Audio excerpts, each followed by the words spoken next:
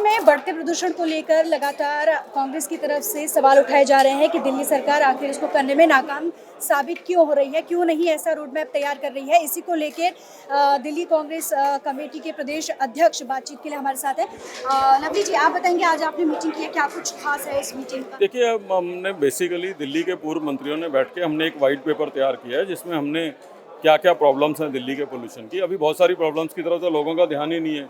जैसे landfill site की जहरीली गैस छोड़ रही हैं, वो ऐड कर रहा है। सीवेज सिस्टम ब्लॉक पड़े हैं, वो कार्बन डाइऑक्साइड छोड़ रहे हैं, वो दिल्ली के पोल्यूशन में ऐड कर रहा है।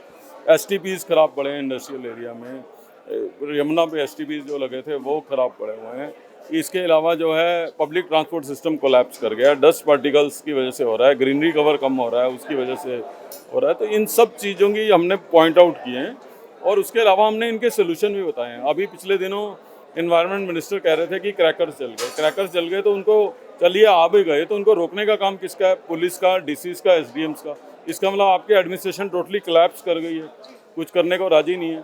और आपने क्रैकर्स को रोकने के लिए क्या कोई अवेयरनेस कैंपेन चलाया? आपको बच्चों में अवेयरनेस कैंपेन, ग्रीनरी बढ़ाने के लिए, प्लांटेशन कराने के लिए, क्रैकर्स को नहीं करने के लिए, ये सब चलाना चाहिए। तो हमने खाली प्रॉब्लम्स नहीं बताई, उनके वे आउट भी बताए हैं।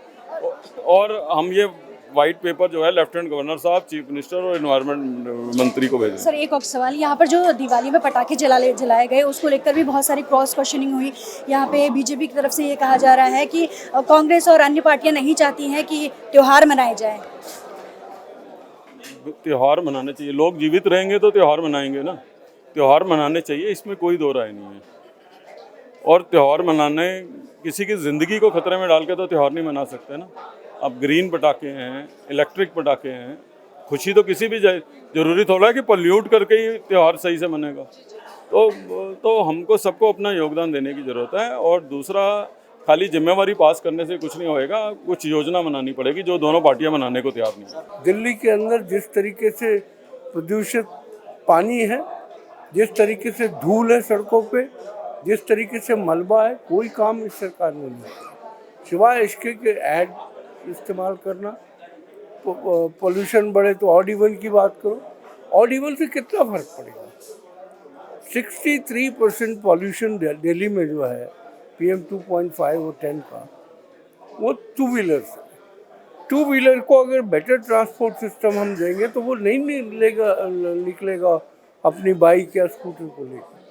अब बहुत सारी चीज़ें हैं आज दिल्ली में दिखाने के लिए। चारों तरफ वो स्प्रिंकलर जो हैं वो पानी छिड़कते फिर रहे कुछ सड़कों पे जहाँ से मीडिया गुजरता है। बाकी दिल्ली का हाल देखिए ना, अनऑथराइज्ड कॉलोनीज का हाल देखिए, रिसेटलमेंट कॉलोनीज का हाल देखिए।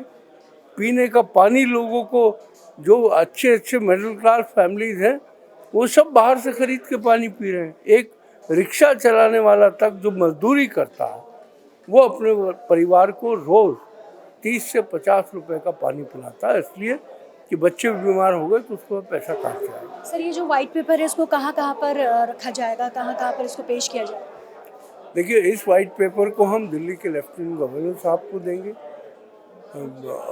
और उनसे ये आग्रह करेंगे कि इसके ऊपर, और हमारी जो सबसे मुख्य डिमांड है कि एक रिटायर्ड हाई कोर्ट या सुप्रीम कोर्ट के जज जो है इसकी मॉनिटरिंग के लिए बैठाए जाए। क्योंकि जैसा आज आपने देखा कि आज तक आम आदमी पार्टी ने कैबिनेट तक मीटिंग नहीं की है इसके ऊपर।